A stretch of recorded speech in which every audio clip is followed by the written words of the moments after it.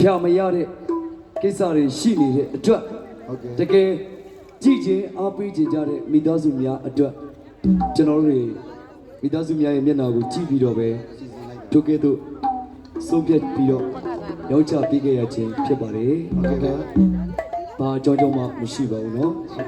ဒါမိသားစုများအားလုံးလည်း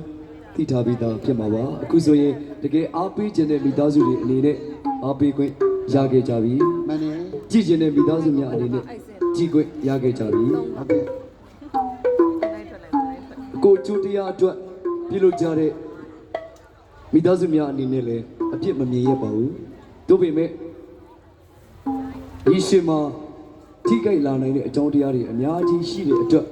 ကျွန်တော်တို့ဘက်ကလှုပ်တဲ့လှုပ်တိုက်တာလေးကိုလှုပ်လိုက်ရခြင်းဖြစ်ပါတယ်ဟုတ်တယ်နော်အရာအလုံးကတယောက်နဲ့တယောက်မေတ္တာထားပြီးအေးချမ်းနေငြိမ်းချမ်းနေလောကကြီးကလှပနေပါပါဟုတ်ပါတယ်ခင်ဗျာတို့ဗျာဒါကြောင့်ကြရရောအဖေဆရာမလိုက်ဦးတန်းထွေနေရီတချင်းလေးတစ်ပုဒ်ကိုကျွန်တော်ပြောပြပေးချင်ပါတယ်ဒီတချင်းလေးကိုနှလုံးသားထဲကနေပေါက်ဖွားပြီးရေးသားထားတဲ့အဘကိုဂါရဝထားပြီးတော့ရှင်နေကနေတပင်းကိုချစ်တဲ့စိတ်ညှိုးတဲ့စိတ်နဲ့တပင်းကိုချစ်ကြတဲ့မိသားစုများအပေါ်မှာပြောပြပေးချင်ပါတယ်နားဆင်ပေးပါခင်ဗျာကဲလာပြီဗျာကြာပါစီတော့ရွာသားဦးမို့လုံးနဲ့အောင်တကူ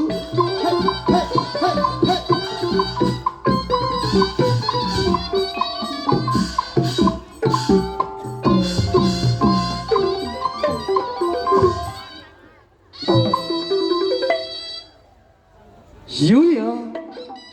စက်တပင်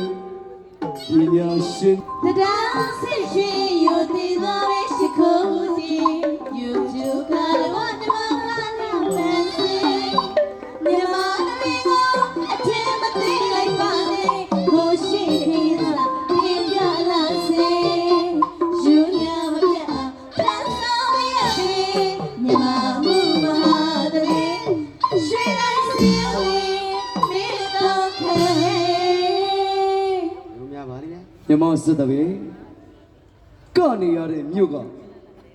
မြန်မာအမှုပညာရဲ့ရေတုံးမြစ်မြို့မှန်ပါခင်ဗျကိုတီကိုနန်းကိုချငယ်ကိုပိုင်ရှင်သခင်